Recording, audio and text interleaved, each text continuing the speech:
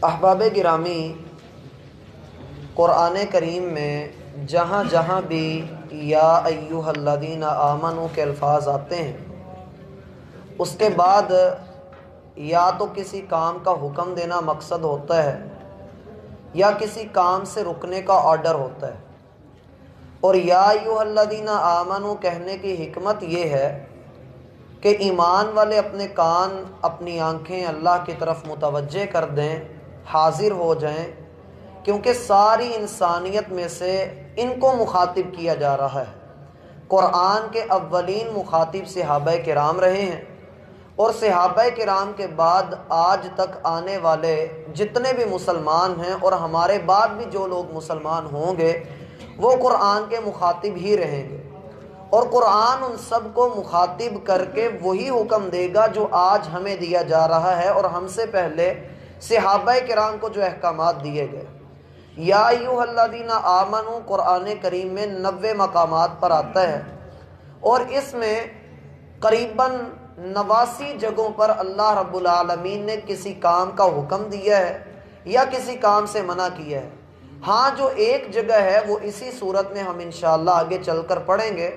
اس سے پہلے اللہ رب العالمین جب کسی کام کا حکم دینے لگے ہیں، وہاں اللہ یہ کہتے ہیں کہ اللہ بھی یہ کام کرتا ہے، لہٰذا تم بھی یہ کام کرو، اور وہ واحد حکم ہی ہے۔ باقی سارے احکامات میں، باقی سارے 89 مقامات پہ اللہ رب العالمین نے یا تو کسی چیز سے رکنے کا حکم دیا ہے یا کسی کام کے کرنے کا حکم دیا ہے۔ اس لیے یہاں پر جو بات کی جا رہی ہے اس کی پچھلی آیات کے ساتھ مناسبت کچھ یوں جڑتی ہے کہ ایمان والو، اس وقت دیکھو کہ تمہارے نبی صلی اللہ علیہ وسلم پر بہت سارے اعتراضات کھڑے کیے جا رہے ہیں، اور مدینہ کی فضا ایسی ہے کہ منافقین الگ شوشے چھوڑ رہے ہیں، اور یہودیوں کی طرف سے الگ پروپیگنڈے ہیں، اور مشرکین مکہ وہ الگ سازشیں اور تانے تمہارے اوپر مسلط کیے ہوئے ہیں۔ ان حالات میں بجائے ان کو جواب دینے کے، بجائے ان کی گالیوں کا جواب دینے کے، ان سے الجھنے کے، تمہارا فرض یہ بنتا ہے کہ اذکروا اللہ ذکرا کثیرا، اللہ کو کثرت سے یاد کرو، کثرت سے اللہ کا ذکر کرو۔ مراد یہاں پر یہ ہے کہ اگر انسان کے اوپر کوئی مصیبت آئے، انسان دین کا کوئی کام کرے، اللہ کا کوئی حکم مانے، اور لوگ اس حکم کے مخالف ہوں، لوگ اللہ کی بات کے مخالف ہوں، آپ اکیلے تنہا اللہ کے لیے کھڑے ہوئے ہیں، تو آپ بجائے ان سے الجھنے کے، بجائے ان سے ویرنے کے، آپ کو چاہیے کہ آپ اللہ کا کثرت سے ذکر کریں، کیونکہ آگے جو دوسرا حکم ہے وہ ہے سبحوہ۔ سبحوہ میں یہ خاصیت پائی جاتی ہے کہ ہم اس میں یہ دعویٰ کر رہے ہوتے ہیں کہ سبحان اللہ، اللہ تو ہر طرح کی گندگی سے، علائق سے اللہ تو پاک ہے۔ وَسَبِّحُوهُ، تم اللہ رب العالمین کا ذکر کرو، سبحان اللہ کہو، بار بار تسبیحات کرو۔ اس کا فائدہ تمہیں یہ ہوگا کہ لوگ جو تمہارے اوپر گند اچھال رہے ہیں، جو تمہاری طرف جو ہے وہ بڑھ رہے ہیں، اللہ ان سب کے ہاتھوں کو روک دے گا۔ اور یاد رکھیے، جب بھی کوئی بندہ دین کے کسی حکم پر عمل کرتا ہے اور جو لوگ اس کی مخالفت کر رہے ہوتے ہیں، در حقیقت وہ اپنے دل کی بھڑاس نکالنا چاہتے ہیں، اللہ کو تو وہ کچھ کہہ نہیں سکتے، وہ اپنے دل کی بھڑاس دین کو، اسلام کو گالیاں دے کر پوری کر لیتے ہیں۔ در حقیقت یہ لوگ اللہ کو ہی گالی دے رہے ہوتے ہیں، یہ اللہ کے دین کو ہی برا بھلا کہہ رہے ہوتے ہیں۔ جیسے کہ یہ وومنز ڈے گزرا ہے تو کس طرح سے خواتین نے مارچ کیا اور کس طرح سے اپنے حقوق کے لیے انہوں نے آواز اٹھائی کہ ہمارے یہ معاملات اور وہ معاملات۔ تو اسلام وہ مذہب ہے کہ جس نے ان کو زندہ درگور ہونے سے بچایا، ان کے حقوق کا تحفظ کیا، ان کو ایک مقام دیا۔ ایون کہ عورت کو یہ مقام دیا گیا ہے کہ اگر یہ ماں کے روپ میں ہے تو اس کے قدموں میں آپ کے لیے جنت ہے، اگر یہ بیوی کے روپ میں ہے تو آپ کا آدھا ایمان اس کی وجہ سے پورا ہوگا، اگر یہ بیٹی ہے تو آپ کے لیے جنت میں داخلے کا سبب بن جائے گی، اور اگر بہن ہے تو رسول اللہ صلی اللہ علیہ وسلم نے اپنی بہنوں کے ساتھ، جو آپ علیہ الصلاۃ والسلام کی چچا زاد بہنیں تھیں یا جو آپ کی رضائی بہنیں تھیں، ان کے ساتھ آپ علیہ السلام کا سلوک کیا ہے۔ اگر یہ پھوپھی یا خالہ ہے تو اس وقت بھی اللہ کے رسول صلی اللہ علیہ وسلم کا طرز عمل ہمیں نظر آتا ہے کہ آپ نے عورت کو ایک مقام دیا ہے، جبکہ اسلام جو ہے وہ ان ساری باتوں کا احاطہ کرتا ہے۔ لیکن اگر آج کا کوئی لبرلزم اور سیکولرزم ہماری خواتین کو یا مردوں کو ہی ان کو پمپ کر کے باہر نکالتا ہے، نہیں پردہ کوئی نہیں ہوتا اور یہ نظر کو نیچا رکھنا اور داڑھی کوئی چیز نہیں ہوتی۔ تو جو کوئی بندہ ان حالات میں، فتنوں کے اس دور میں، اس معاشرے میں بندہ جب اس پر عمل کرتا ہے، جب دین کو لیتا ہے، تو اس کے اوپر مخالفت کا ایک طوفان آ جاتا ہے۔ لوگ اس کے اوپر پل پڑتے ہیں کہ تم اکیلے ہی دین کی بات کرنے والے ہو، تم اکیلے ہی اس بات کو لیے ہوئے ہو، سارے جہاں چل رہے ہیں، تم اکیلے وہاں پر جو ہے پرلی سائڈ پہ جا کے کیوں جا رہے ہو؟ تو بات اصل میں یہ ہے کہ اللہ والے تھوڑے ہی ہوتے ہیں۔ اللہ رب العالمین اگلے پارے میں، بلکہ اسی پارے میں آئے گا، قلیل من عبادی الشکور، اللہ کے جو قدر کرنے والے بندے ہیں، جو اللہ کے احکامات پہ عمل کرنے والے بندے ہیں، وہ ہر دور کے اندر تھوڑے رہے ہیں، ان کی تعداد میں کوئی اضافہ نہیں ہوتا ہے۔ یہی تھوڑے بندے ہوتے ہیں جن کی وجہ سے بستی والوں پر عذاب رکا ہوا ہوتا ہے۔ اگر یہ بھی نہ ہو تو بستی والوں کے اوپر عذاب آ جائے۔ اس لیے اللہ رب العالمین کا یہ کہنا کہ وَسَبِّحُوهُ بُكْرَةً وَأَصِيلًا، اللہ کو صبح و شام یاد کرتے رہو کہ تمہارے اوپر مصیبت آنی ہر طرح سے آنی ہے، لوگ تمہارے اوپر پل پڑیں گے، تمہیں دن رات تنگ کریں گے، لیکن تم نے اپنے مزاج کو اور اپنے رویے کو ٹھنڈا ہی رکھنا ہے، اس لیے کہ نیکی اور بدی برابر نہیں ہوتی ہے۔ انسان اپنے مزاج سے اور اپنے رویے سے پہچانا جاتا ہے۔ اس لیے اگر تم چاہتے ہو کہ تم سکون سے رہو، تمہیں لوگ ذہنی ٹینشن دیں گے، تمہیں ذلیل کرنے کی کوشش کریں گے، تمہارے اوپر اعتراضات آئیں گے، تانے ماریں گے، تو کوئی بات نہیں، عزت ذلت اللہ کے ہاتھ میں ہے۔ تمہارا کام یہ ہے کہ تم اپنی زبان سے لا الہ الا اللہ، الحمدللہ، اللہ اکبر، سبحان اللہ، لا حول ولا قوت الا باللہ، استغفر اللہ، تم یہ اپنی زبان سے کہتے رہو۔ اللہ رب العالمین تمہارا حامی و ناصر ہے، کیونکہ تعز من تشاء و تذل من تشاء، وہ جسے چاہتا ہے عزتوں سے نوازتا ہے اور جسے چاہتا ہے ذلیل کر دیتا ہے۔ تو جو کوئی اللہ کے لیے کھڑا ہو، اللہ تو اسے کبھی بھی ذلیل نہیں کرتے ہیں۔ پھر اللہ رب العالمین یہ فرما رہے ہیں کہ اذکر اللہ ذکرا کثیرا، پچھلی آیات کے ساتھ اس کا جو جوڑ بنتا ہے وہ تو ہم نے سن لیا۔ اب ایک الگ حکم سے، الگ انداز سے اس کا اگر تشریح کی جائے تو یہاں پر اللہ ایک حکم یہ دے رہے ہیں کہ ایمان والو، اللہ کو ہمہ وقت یاد رکھو، اور ایسا یاد رکھو کہ جس میں ذکرن کثیرا ہو، ذکر بہت زیادہ ہو۔ اس کا یہ مطلب نہیں کہ بندہ تسبیحیں لے کر بیٹھ جائے اور گھیڑنا شروع کر دے، یہ معنی نہیں ہے اس کا۔ اس کا معنی یہ ہے کہ جناب آپ کے صبح کے وقت سے لے کر رات تک، اور رات سے لے کر صبح تک، اور پھر صبح سے رات تک پوری زندگی میں چڑھنے والا ہر سورج اور ڈوبنے والا ہر سورج، آپ کے جسم کے اوپر اللہ کا ذکر نظر آنا چاہیے۔ آپ کا ہاتھ اٹھے تو اللہ کے لیے اٹھے، آپ کی نگاہ اٹھے تو اللہ کے لیے اٹھے، آپ کوئی کام کرنے لگے تو آپ کو پتہ ہو کہ اللہ کا حکم اس معاملے میں کیا ہے، آپ کوئی اسٹیپ لینے لگیں، آپ کی کوئی رسم ہے، کوئی رواج ہے، معاشرے کا کوئی حکم ہے، کوئی مسئلہ ہے، کوئی خوشی ہے، کوئی غم ہے، ان سارے معاملات میں آپ نے یہ دیکھنا ہے کہ اللہ کو آپ کیا مقام دے رہے ہیں، آپ اللہ کو کس جگہ پر رکھ رہے ہیں، آپ کس لیول پہ کھڑے ہیں، کس پوائنٹ پہ ہیں، زندگی کے کس موڑ کے اوپر ہیں، آپ اللہ کو کتنا یاد رکھتے ہیں۔ گویا یہاں اللہ رب العالمین پوری زندگی کے لیے اپنی یاد کا میسیج دے رہے ہیں کہ انسان اس بات کو ذہن میں رکھنا کہ اللہ کی جو بات ہے، جو اللہ کی یاد ہے، اس سے تمہارا دل ہمہ وقت منور رہنا چاہیے۔ اگر اس دل کے اندر اللہ کی یاد ہوگی تو پھر یہ دل وہ دل بنے گا کہ جس کو اللہ رب العالمین کی چاہت ہوتی ہے، یہ اللہ کا چہرہ چاہتا ہے، اللہ کی رضا کی طرف پلٹنا چاہتا ہے، اللہ کی رضا کا طالب ہے۔ اور جب یہ اللہ کی طرف پلٹ آتا ہے، وہ وقت آتا ہے جس میں اللہ رب العالمین اپنے فرشتوں کے اوپر فخر کرتے ہیں کہ دیکھو میرا یہ بندہ جس کو تم کہتے تھے کہ زمین میں فساد برپا کرے گا اور خون جو ہے بہائے گا، یہ وہی ہے، دیکھو کس طرح سے مجھے یاد کر رہا ہے۔ اذکر اللہ ذکرا کثیرا، اللہ کے کسی بھی حکم کے اوپر عمل کرنا اللہ کو یاد کرنے کے مترادف ہے، وگرنہ بندہ اپنے اصولوں کے اوپر چل پڑے تو انسانی تاریخ اس بات کی گواہ ہے کہ انسان نے جتنے بھی اصول بنائے سارے انسانیت کے خلاف ہی گئے، سب نے انسانیت کو ڈبویا ہی ہے، اور جو اصول آسمان سے نازل کیے گئے ہیں وہ انسانیت کی بقا بھی رکھتے ہیں، انسان کو انسانیت بھی سکھاتے ہیں، اور انسانیت سے اگلا درجہ اس کو بندگی بھی سکھاتے ہیں کہ اللہ کی بندگی اور اللہ کی عبودیت کیسے کرنی ہے، کس انداز میں کرنی ہے۔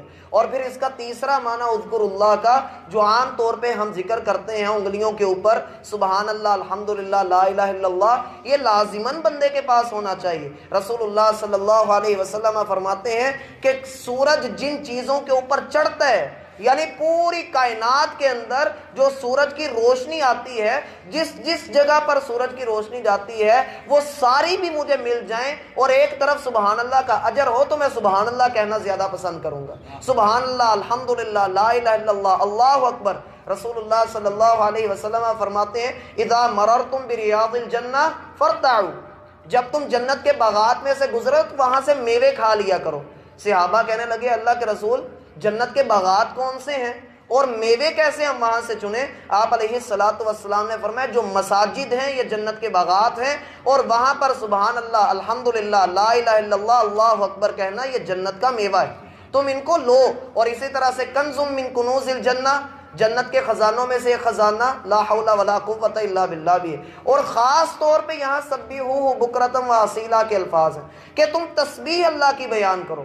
میرا بھائی یہ جو تسبیح ہے نا، اس میں ایک خاص ٹیکنیکلی اللہ رب العالمین نے ایک چیز رکھی ہے کہ بندہ اللہ کی پاکیزگی بیان کر رہا ہوتا ہے لیکن پاک وہ خود ہو رہا ہوتا ہے، اس کے گناہ خود جو ہیں وہ گر رہے ہوتے ہیں، اس سے دھل رہے ہوتے ہیں۔ ہم دیکھتے ہیں ہم جب چڑھائی چڑھ رہے ہیں، انسان اوپر کی طرف جا رہا ہے، اپنے آپ کو وہ یہ کہہ رہا ہے کہ اللہ اکبر، اے اللہ میں اونچا تو ہو رہا ہوں لیکن پھر بھی اونچا تو نہیں رہنا۔ انسان نیچے اتر رہا ہے، یہ اپنی طرف سے کسی ذلت کے اندر جا رہا ہے، اپنے پوائنٹ سے نیچے جا رہا ہے اور کہہ رہا ہے یا اللہ گندگی کی طرف بڑھ رہا ہوں سبحان اللہ لیکن تو پاک ہے۔ اللہ اس نیچے جانے کی وجہ سے اس کو جو بلند کر دیتا ہے وہ مقام ہے جس کو اللہ کے رسول فرماتے ہیں من تواضع للہ، جو اللہ کے لیے نیچے جاتا ہے رفعہ اللہ، اللہ اسے اونچا کر دیتے ہیں۔ تو بات اصل میں یہ ہے کہ سبحوہ یہ بہت اعلیٰ چیز ہے، بہت پوائنٹ کی چیز ہے، فرشتے الگ کرتے ہیں۔ رسول اللہ صلی اللہ علیہ وسلم نے سبحان اللہ کے متعلق فرمایا کہ یہ زمین و آسمان کو بھر دیتا ہے، اس کا ایسا اجر ہے کہ جنت کے اندر ایک درخت لگوا دیتا ہے۔ تو اس کے بے شمار فوائد ہیں۔ بعض علماء کرام نے سبحوہ سے مراد نماز بھی لی، اور نماز انہوں نے لی ہے بکرتم و اصیلا، صبح اور شام کے وقت۔ بعض علماء کہتے ہیں کہ صبح سے مراد تو فجر ہی ہے، اس سے ساری جو ہیں وہ اس پر متفق ہیں۔ ہاں جو شام والی نماز ہے اس میں اختلاف ہے، بعض عصر کو لیتے ہیں اور بعض مغرب کو شمار کرتے ہیں۔ تو یہاں پر جو اصل مسئلہ سمجھنے کا ہے، یہاں پانچوں نمازیں شامل ہیں۔ کس طرح سے کہ دن کی 2 نمازیں ہیں فجر اور ظہر، اور شام کی 3 نمازیں عصر مغرب اور عشاء۔ بعض اس میں ترتیب کو بدل کے فجر ظہر اور عصر کو لاتے ہیں، مغرب عشاء کو الگ کرتے ہیں۔ اصل مقصد یہ ہے کہ انسان نے اللہ کو یاد کرنا ہے، ہمہ وقت کرنا ہے، نماز اس نے ادا کرنی ہی ہے، اور اسے چاہیے کہ دن رات اللہ کو یاد کرتا رہے۔ اور بعض لوگ یہاں پر یہ نقطہ بھی اٹھاتے ہیں، دیکھیں جی نمازیں 2 ہی ہیں بس، صبح کی اور شام کی، درمیان والے وقت میں اللہ رب العالمین نے بات ہی نہیں کہی۔ تو جناب پورے قرآن کا مطالعہ کیجئے، اللہ اس میں فرماتے ہیں آناء اللیل و اطراف النہار، رات کے حصوں میں اور دن کے ارد گرد والے حصوں میں بھی اللہ کو یاد کرنا ہے۔ تو ان سے مراد فجر کی نماز بھی ہے، ظہر عصر مغرب اور عشاء ساری نمازیں ان کے اندر شامل ہیں۔ پھر آگے اللہ رب العالمین فرماتے ہیں هو الذی یصلی علیکم، اللہ وہ ہے جو تم پر درود بھیجتا ہے، تم پر رحمت بھیجتا ہے۔ یہ جو صلی کا لفظ آتا ہے عربی گرامر کے اندر، جو ہم صلاۃ پڑھتے ہیں، اقیم الصلاۃ، نماز کو قائم کرنا، عام طور پہ جو اکثر مسئلہ بھی آتا ہے جی صلاۃ و سلام پڑھنا جائز ہے یا نہیں جائز، تو یاد رہے صلاۃ و سلام جو ہے یہ جب اللہ کی طرف اس کی نسبت کی جاتی ہے، جب ہم کہتے ہیں کہ اللہ درود بھیج رہا ہے، جیسے یہاں پر الفاظ ہیں هو الذی یصلی علیکم، اللہ تم پر درود بھیجتا ہے، تو جب اس کی نسبت اللہ کی طرف کی جاتی ہے تب ہم اس کا معنی کریں گے کہ اللہ تم پر رحمت نازل کرتا ہے۔ جیسے ہم دعا کرتے ہیں اللہ کے رسول کے لیے نماز میں اللہم صلی علی محمد، اے اللہ تو رحمت نازل فرما محمد الرسول اللہ پہ۔ جب ہم اللہ سے یہ بات کرتے ہیں، جیسے کہ جو ہے وہ یہ معاملہ کہ یصلی علیکم، اس کی نسبت جب اللہ کی طرف کی جا رہی ہو تو اس کا معنی ہوتا ہے اللہ رحمت کر رہے ہیں۔ کن کے اوپر؟ علیکم، تم پر۔ کس وجہ سے؟ تمہارے اس ذکر کی وجہ سے۔ تو اس کے یہ معنی ذہن میں رکھیے گا اس کا کہ تمہارے اس ذکر کرنے کی وجہ سے، دین پر عمل کرنے کی وجہ سے اللہ تم پر رحمت نازل کر رہے ہیں۔ پھر آگے اللہ فرما رہے ہیں وَمَلَائِکَتُ، اور اس کے فرشتے، یعنی اب اس کی نسبت اٹھا کر فرشتوں کی طرف کر دی گئی۔ فرشتے تو رحمت نہیں کرتے، رحمتیں تو اللہ کرتا ہے۔ تو جب اس کی نسبت فرشتوں کی طرف کی جائے گی، جب اس کی نسبت فرشتوں کی طرف کی جائے گی تب بھی اس کا معنی بدل جائے گا۔ تب ہم کہیں گے کہ یہ فرشتے ہمارے لیے دعا کرتے ہیں اللہ سے، دعائے رحمت کرتے ہیں. دلیل اس کی سورہ غافر ہے 24ویں پارے کے اندر. اس میں اللہ فرماتے ہیں کہ الذین یحملون العرش ومن حولہ یسبحون بحمد ربہم ویستغفرون للذین آمنوا. وہ فرشتے جنہوں نے اللہ کے عرش کو اٹھایا ہوا ہے وہ ایمان والوں کے لیے مغفرت کی دعائیں کرتے ہیں. اگر یہ سمجھ نہیں آتی دلیل تو دلیل ایک صحیح مسلم کی روایت میں بڑی مرتبہ آپ نے وہ سنی کہ کوئی بندہ نماز ادا کرے, نماز کے بعد اپنی جگہ پر بیٹھا رہے, ما دام فی مصلی, جب تک وہ اپنی نماز والی جگہ پر بیٹھا رہتا ہے فرشتے اس کے لیے دعا کرتے رہتے ہیں. فرشتے اس کے حق میں بولتے ہیں کہ اللہم تب علیہ, اللہ اس کی توبہ کو قبول فرما, اللہم ارحمہ, اس کے اوپر رحمت نازل فرما, اللہم اغفر لہ, اللہ اس کو بخش دے. تو فرشتوں کی طرف جب یہ صلاح جو ہے وہ منسوب کیا جائے گا, نسبت اس طرف کی جائے گی, تو پھر یہ اپنی دعاؤں کے معنوں میں ہوگا کہ فرشتے ہمارے حق میں رحمت کی دعائیں کرتے ہیں. اور جب انسانوں کی طرف ہوگا تو پھر نماز اس کا معنی کر دیا جائے گا. لیخرجکم, کیوں ایسا کیا جاتا ہے؟ اللہ تم پر کیوں رحمت نازل کرتا ہے؟ فرشتے تمہارے حق میں کیوں دعائیں کرتے ہیں؟ لیخرجکم, تاکہ وہ اللہ تمہیں نکالے. کہاں سے؟ من الظلمات, اندھیروں سے روشنی کی طرف. سوال یہاں پر یہ اٹھتا ہے کہ ظلمات بہت سارے اندھیرے جمع ہے اور نور واحد ہے. اس سے یہ پتہ لگتا ہے کہ دنیا کے اندر گمراہیاں بہت زیادہ ہیں لیکن ہدایت اب ایک ہی ہے اور وہ ہے قرآن و سنت. اس لیے اللہ نے اس کے مقابل میں ساری گمراہیوں کا جو ایک حل دیا ہے وہ النور ہے کہ آپ اللہ کی طرف آ جائے. النور اللہ کی صفت بھی ہے اور اسلام کو بھی نور کہا جاتا ہے. وَكَانَ بِالْمُؤْمِنِينَ رَحِيمًا, اور اللہ رب العالمین مومنوں پر بڑا ہی رحمت کرنے والا ہے. اس کی رحمت یہی ہے کہ وہ اپنے بندوں کو جو ہے وہ خود کہہ رہا ہے تم میرا ذکر کرو میں تمہارے اوپر رحمت نازل کروں گا. تحیتہم یوم یلقونہ سلام, ایمان والوں کا تحیہ, ایمان والوں کی طرف سے تحفہ, ایمان والوں کا کلام.